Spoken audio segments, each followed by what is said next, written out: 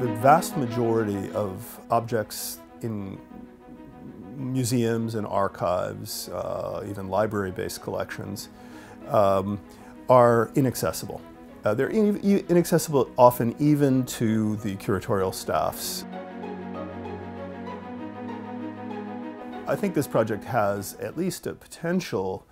to begin to model a world where, through the use of, the imaginative use of digital technologies and through networks, we can begin to move towards a world where all of that fantastic stuff that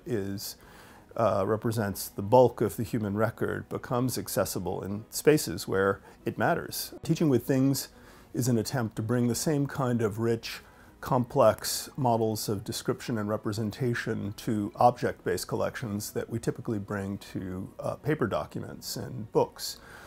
The project was inspired by the fact that in a lot of my own teaching, I work with three-dimensional objects that are essentially locked up in storage spaces, and it's extremely difficult to work with them. And so the hope of rendering them usable and teachable for a multitude of different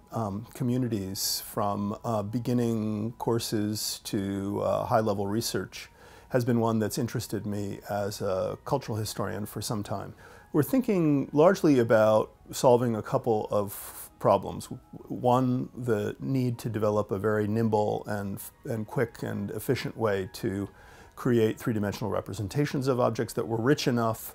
but not too rich, not too heavy to be impossible to use in a browser environment. And we were thinking secondarily about the need to design and imagine ways to set up a core representation of objects that would look at them as a network of relations rather than as individual objects. In the course of our experimentation, we came to the conclusion that it was important to start at the scale of a course rather than the scale of an entire sort of system for inventorying and documenting whole collections of thousands, maybe tens of thousands, maybe hundreds of thousands of objects.